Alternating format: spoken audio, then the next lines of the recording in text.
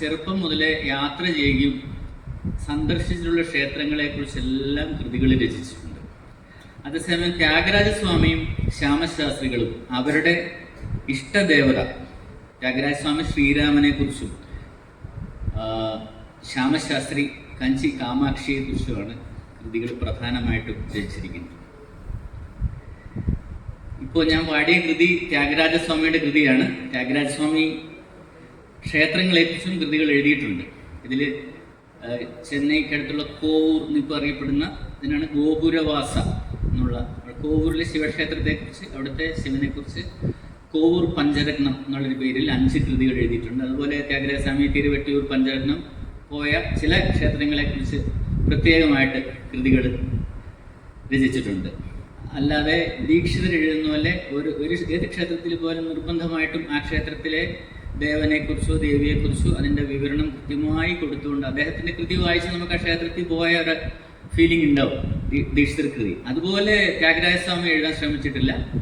എങ്കിലും ഇപ്പോൾ ത്യാഗരാജസ്വാമി ഞാനിപ്പോൾ ഈ ബുക്കിൽ കണ്ടതാണ്, സുകുമാരി നരേന്ദ്രമേനോൻ പറഞ്ഞ അവരുടെ ലേഖനത്തിൽ എഴുതിയിരിക്കുന്നത്. ത്യാഗരാജസ്വാമി പണ്ട് നടന്നാണല്ലോ പോകുന്നത്. അപ്പം അതൊക്കെ തിരുപ്പതിയിലെത്തിയപ്പോഴത്തെ നടന്നെത്തിയപ്പോഴത്തെ ലേറ്റായപ്പോൾ തിരശ്ശീലം മൂടി. അപ്പോൾ ത്യാഗരാജസ്വാമി സ്പോണ്ടേനിയസ് ആയിട്ട് ഒരു കൃതി പാടും.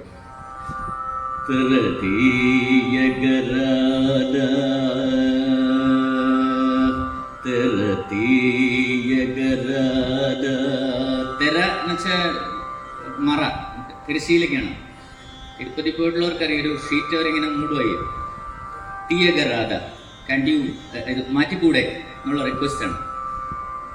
അങ്ങനെയാണ് നമുക്ക് ആദ്യത്തെ ലൈൻ തോന്നുക.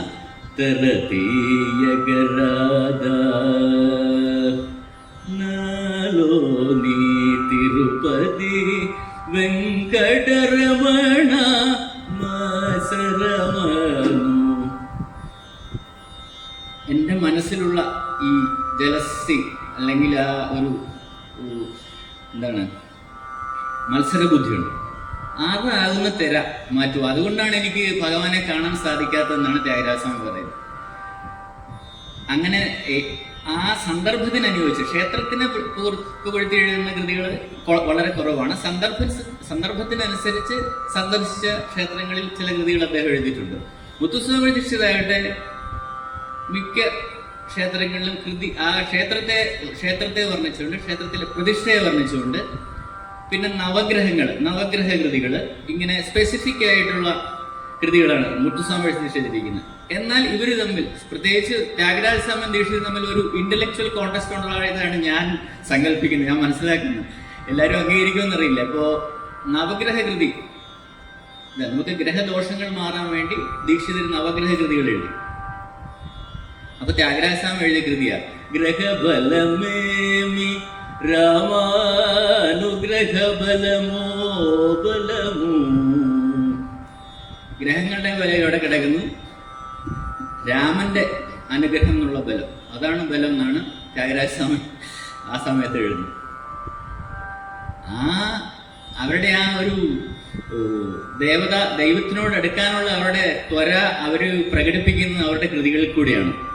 അതുപോലെ തന്നെ ശ്യാമശാസ്ത്രിയും സന്ദർശിച്ചിട്ടുള്ള ക്ഷേത്രങ്ങൾ അദ്ദേഹത്തെ അധികം സഞ്ചരിച്ചതായിട്ട് രേഖപ്പെടുത്തിയിട്ടില്ല. കാഞ്ചീപുരത്ത്, ആന്ധ്രയിൽ നിന്ന് കാഞ്ചീപുരത്ത് വന്നൊരു ഫാമിലിയാണ്. അവിടുന്ന് അവർ തിരുവാരൂരിലേക്ക് മാറി. തിരുവാരൂരിൽ വെച്ചാണ് ശ്യാമശാസ്ത്രി ജനിക്കുന്നത്. പിന്നീട് അവർ ശ്യാമശാസ്ത്രി തിരുവയ്യാറിലേക്ക് വന്നു.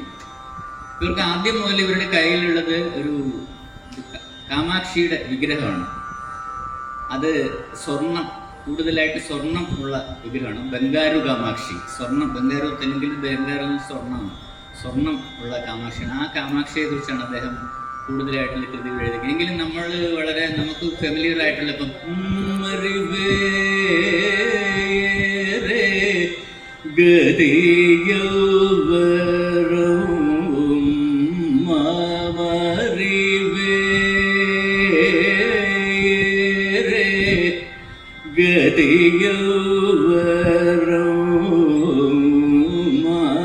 ആനന്ദഭൈരവി, ഇങ്ങനെ നവരത്നമാലിക, മധുര മീനാക്ഷിയെ കുറിച്ചാണ് അത് എഴുതി. മധുര മീനാക്ഷി നമ്മുടെ സാധാരണ സരോജ ദളനേത്രി, ഇങ്ങനെ നിരവധി കൃതികൾ ക്ഷേത്രങ്ങളെ കുറിച്ച്, ആ ക്ഷേത്രത്തെ കുറിച്ച് എഴുതിയിട്ടുണ്ട്.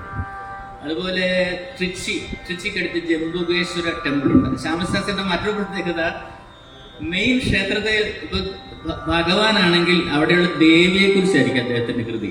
ഇപ്പോൾ തഞ്ചാവൂര് ബൃഹദീശ്വരൻ, ബൃഹൻ നായികയെ കുറിച്ചാണ് ശ്യാമശാസ്ത്രി എഴുതിയിരിക്കുന്നത്. അതുപോലെ ജംബുകേശ്വര ടെമ്പിൾ അവിടെ അഖിലാണ്ടേശ്വരി ഉണ്ട്.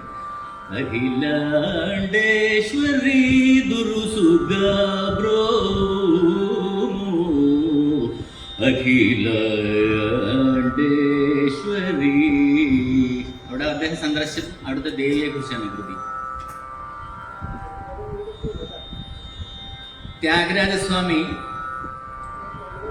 ക്ഷേത്രകൃതികൾ അല്ലെങ്കിലും നിത്യപൂജ, ഇപ്പോൾ ഉത്സവ സമ്പ്രദായ കൃതി, എങ്ങനെയാണ് ഭഗവാനെ ആരാധിക്കേണ്ടത്, രാവിലെ ഭഗവാനെ വിളിച്ച് എഴുന്നേൽപ്പിക്കുന്നത്, പള്ളി ഉണർത്തുന്നത് മുതൽ പള്ളി ഉറക്കം വരെയുള്ള ഇതിന് ഫോളോ ചെയ്യേണ്ട കാര്യങ്ങൾ ഉത്സവ സമ്പ്രദായ കൃതിയിൽ പറയുന്നു. അദ്ദേഹത്തിന്റെ ശ്രീരാമ വിഗ്രഹത്തെ ആരാധിക്കാൻ വേണ്ടിയാണ് ഇത് ചെയ്തിരിക്കുന്നത്. എങ്കിലും ഒരു ക്ഷേത്രത്തിൽ നമ്മൾ സാധാരണ ഫോളോ ചെയ്യുന്ന പക്ഷേ എല്ലാ കാര്യങ്ങളും ഇതിനകത്ത് പറയുന്നുണ്ട്. പിന്നെ ക്ഷേത്രത്തിൽ ഫോളോ ചെയ്യുന്ന കാര്യം നമ്മളും ഫോളോ ചെയ്യുന്നതാണ് ശരിക്കും. നമ്മൾ ക്ഷേത്രത്തിൽ പോയി തൊഴുതിട്ട് പോകുന്നു. ഞാൻ ശ്രദ്ധിച്ചിട്ടുള്ള കാര്യം എനിക്കറിയില്ല, ക്ഷേത്രത്തിൽ നമ്മൾ ചെന്ന അറിയാം, നമ്മൾ കുളിച്ച് വൃത്തിയായിട്ടാണല്ലോ പോവുക. അത് മനുഷ്യൻ അത്യാവശ്യം ചെയ്യേണ്ട ഒരു കാര്യമാണ്. അവിടെ നമ്മൾ വിഗ്രഹം രാവിലെ പഴയ അലങ്കാരം മാറ്റി കുളിപ്പിച്ച് ഭക്ഷണം കൊടുക്കുന്നതിന് മുമ്പ് ദേവൻ ഇറങ്ങി എല്ലാവർക്കും ഭക്ഷണം കൊടുത്തു. ഇതൊക്കെ നമ്മുടെ ജീവിതത്തിൽ പാലിക്കേണ്ട കാര്യങ്ങളാണ്. ക്ഷേത്രത്തിൽ നമുക്കായിട്ടുള്ളൊരു ഉദാഹരണം അവിടെ നിന്നാണ് കാണിക്കുന്നത്. നമ്മൾ അത് കാണിക്കുന്നില്ല. അവിടെ ചെന്ന് വല്ലതും ദൈവം തരുമോ എന്നുള്ളത് പ്രാർത്ഥിച്ചിട്ട് പോരുന്നുള്ളതല്ലാതെ നമ്മൾ ജീവിതത്തിൽ പാലിക്കേണ്ട കാര്യങ്ങളാണ് ക്ഷേത്രത്തിൽ നമ്മൾ പഠിക്കുന്നത്. ഈ കാര്യങ്ങൾ ഇവർ കൃതികളിൽ, പല കൃതികളിലും രചിച്ചിട്ടുണ്ട്. എന്നാൽ ഈ ക്ഷേത്രത്തിൽ രാവിലെ കുളിച്ച് ഇതൊക്കെ പൂശി പരമഭക്തനാണെന്ന് പറയുന്നതിന് ത്യാഗരാജസ്വാമി പല കൃതികളിലും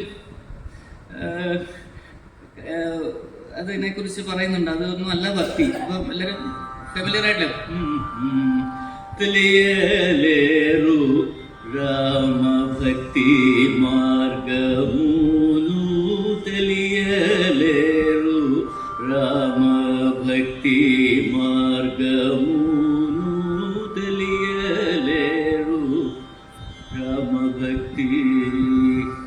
രാമഭക്തി എന്നുള്ള മാർഗം അറിയാതെ വേഗലേച്ചി നീട മുനുകി ഭൂതി പൂസി വെള്ള നെഞ്ചി വെലുകി ശ്ലാഘന വിലകി. വേഗലേച്ചിന് രാവിലെ വളരെ നേരത്തെ എഴുന്നേറ്റ് ഒന്ന് മുങ്ങി, വെള്ളത്തിൽ മുങ്ങി ഭസ്മൊക്കെ തൊട്ടു, എന്നിട്ട് ഇങ്ങനെ പൂജിക്കുന്നതായിട്ട് കൈകൊണ്ട് ഇങ്ങനെ ആക്ഷനൊക്കെ കാണിച്ച് ഞാൻ വലിയ മഹാനാണെന്ന് കരുതുന്ന അതല്ല ഭക്തി.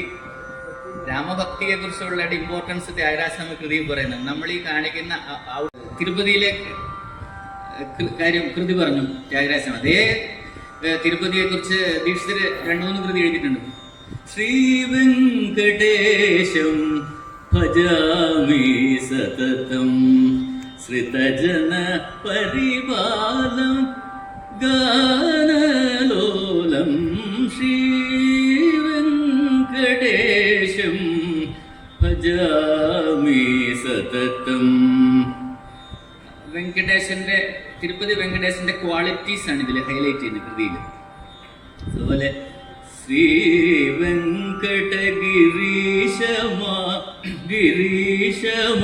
ഗിരീശമാലോകയേ വിനായക തുരകാരൂഢം ശ്രീ വെങ്കട ഗിരീശമാലോകയേ വിനായക തുരകാരൂഢം ശ്രീ വെങ്കട ഗിരീശമാലോകയേ. അത് കേട്ടറിയാം, വെങ്കടേശനെ കണ്ടിട്ട് അത് വർണ്ണിക്കുകയാണ് ചെയ്യുന്നത്. അതേസമയം ത്യാഗരാജസ്വാമി അപേക്ഷിക്കുകയായിരുന്നു വെങ്കടേശ്വരനോട്, എൻ്റെ മത്സര അഹങ്കാര ബുദ്ധി കാരണം ഉണ്ടായിട്ടുള്ള എനിക്കുണ്ടായിട്ടുള്ള മറ എനിക്ക് തരാൻ അപേക്ഷിക്കുകയാണ് ചെയ്തിട്ടുള്ളത്. ഇത് ഞാൻ അവർ തമ്മിൽ ചെറിയ കമ്പാരിസൺ പറഞ്ഞല്ലോ. കൃതികൾ, ക്ഷേത്രങ്ങളെ കുറിച്ചുള്ള കൃതികൾ മിക്കവാറും കൃതികൾ ദീക്ഷിതരുടെ 95% കൃതികളും ഓരോ പർട്ടിക്കുലർ ടെമ്പിളിനെ കുറിച്ചാണ്. കേരളത്തിലെ ക്ഷേത്രങ്ങളെ കുറിച്ച് എഴുതിയിട്ടുള്ളത് ശബരിമലയെ കുറിച്ചൊരു കൃതിയുണ്ട്. അന്നൊക്കെ എല്ലാ കൃതിയിലും പുള്ളി പാണ്ഡ്യ കേരള എന്നാണ് മെൻഷൻ ചെയ്യുന്നത്. ഹരിഹരപുത്രം